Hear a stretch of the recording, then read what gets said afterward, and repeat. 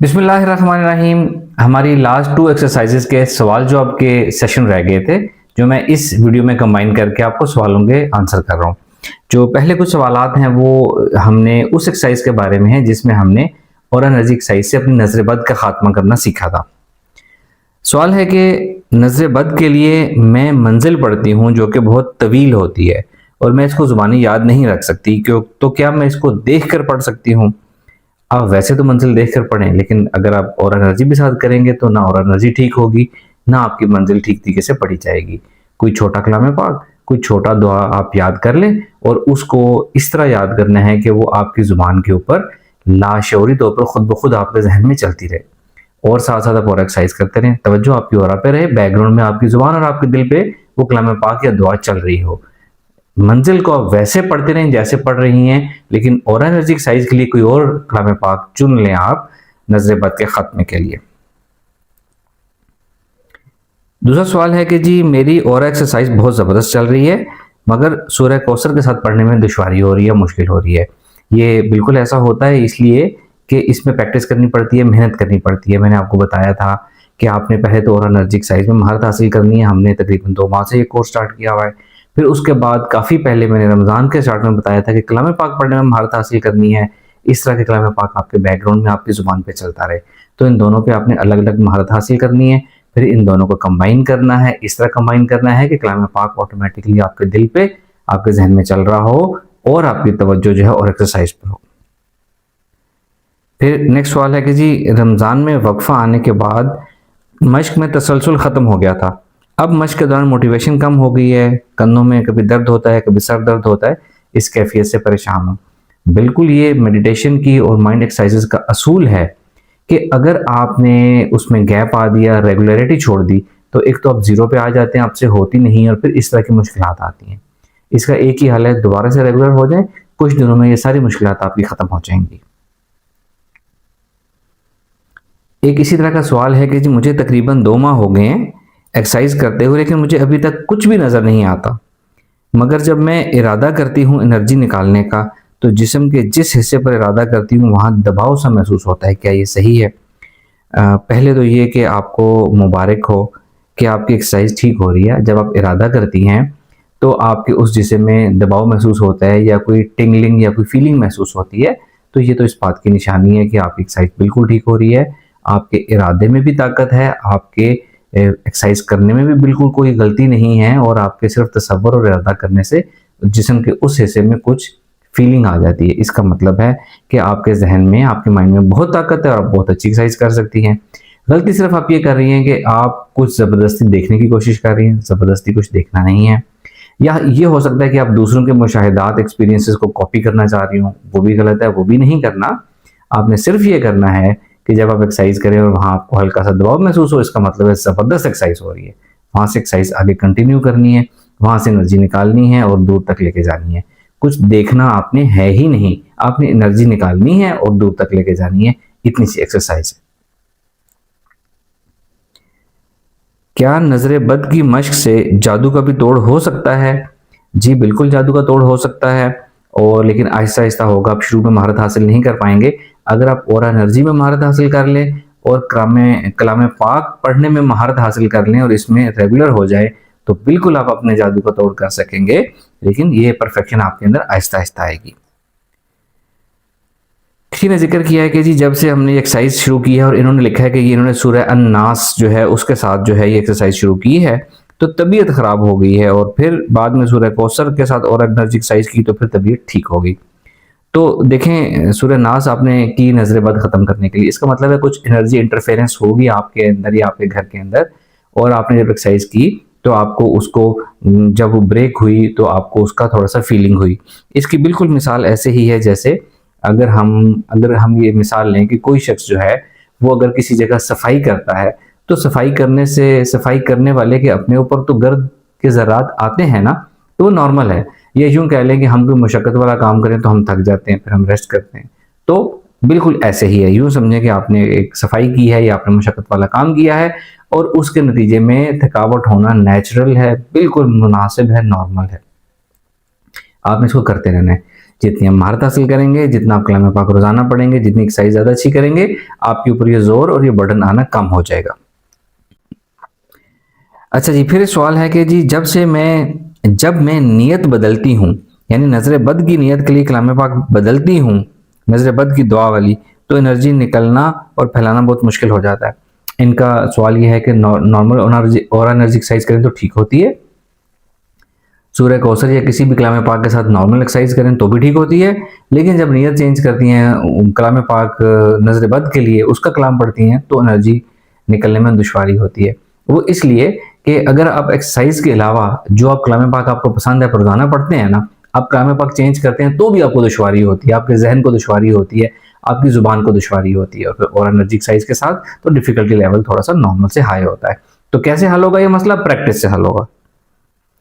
अब कुछ सवालात हैं जी जो हमने अपनी ऑरा एनर्जी से अपने घर को, ऑरा को क्लीन करना सीखा था, उसके मुतालिक कुछ सवालात हैं। अगर किसी के कामों में रुकावटें या बंदिश हों और उसे खुद महसूस हो या किसी ने उसको बताया हो कि घर पर मनफी असरात हैं, तो क्या घर की ऑरा क्लींसिंग एक्सरसाइज की जा सकती है? जी बिल्कुल, तब तो जरूर करनी चाहिए, वो सब कुछ क्लीन हो जाएगा अगर कुछ है तो।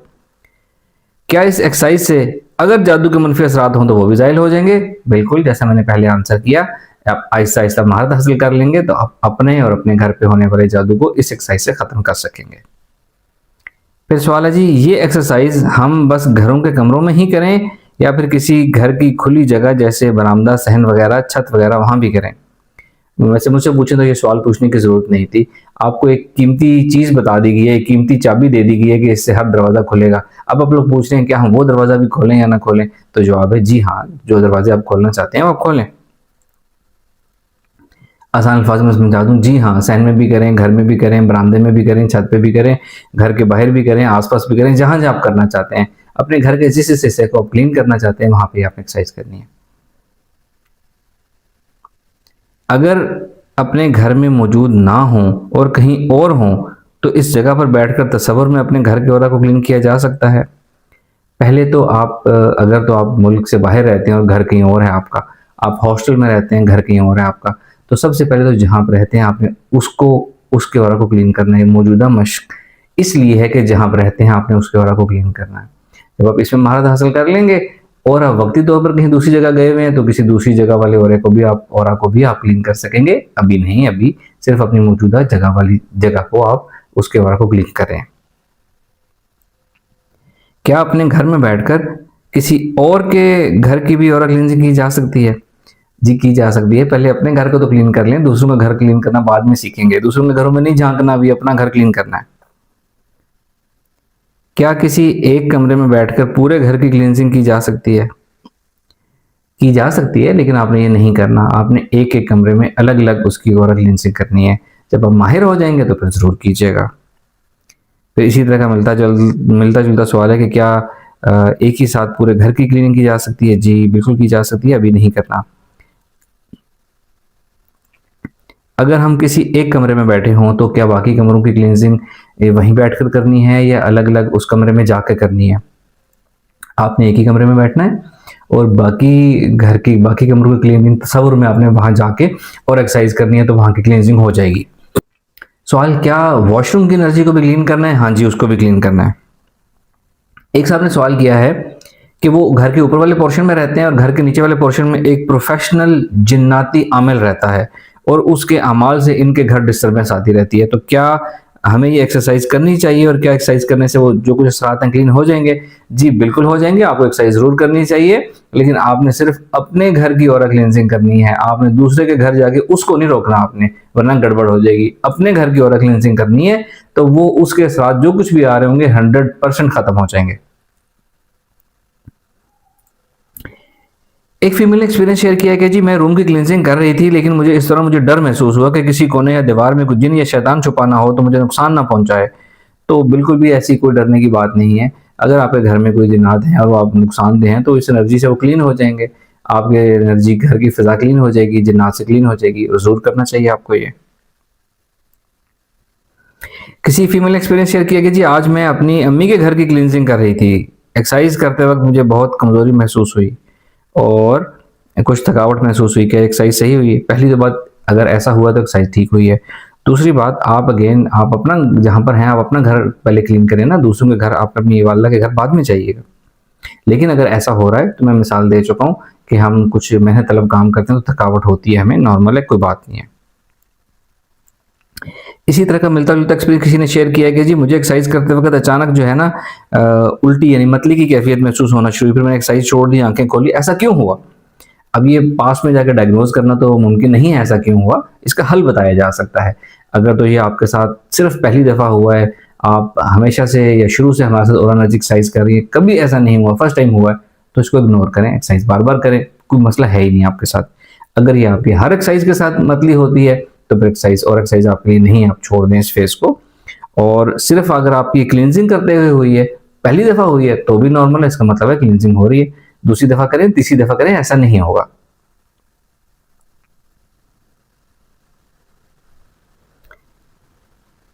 इसी तरह का एक और एक्सपीरियंस है जी, मैंने होम क्लीनिंग वाली एक्सरसाइज की तो मेरी तबीयत जो है वो इतने बजे ख़राब हो गई, घबराहट हो गई, तो नॉर्मल है, कोई बात नहीं, दोबारा नॉर्मल है और एक्सरसाइज कर लें तो ठीक हो जाएंगे आप। मेहनत करेंगे, कोई काम कर रहे हैं तो उसके सफाई करेंगे तो घर तो आपके ऊपर आएगी, आपने उस घर से बचना है, परेशानी वाली बात कोई नहीं है, ऑल इज गुड। एक्सरसाइज के दौरान मुझे बार बार लगता रहा जैसे मैं सूरह कौसर की एक ही आयत को बार बार पढ़ रही हूँ। याद नहीं रहता कि कौन सी आयत पढ़ी है, कौन सी रहती है, शुरू से पढ़ूं या क्या करूं। अगेन ऐसा तब हुआ आपको महारत हासिल नहीं है सूरह कौसर पढ़ने में और फिर सूरह कौसर के साथ एक्सरसाइज करने में। प्रैक्टिस प्रैक्टिस और प्रैक्टिस करें तो बिल्कुल ठीक हो जाएगा।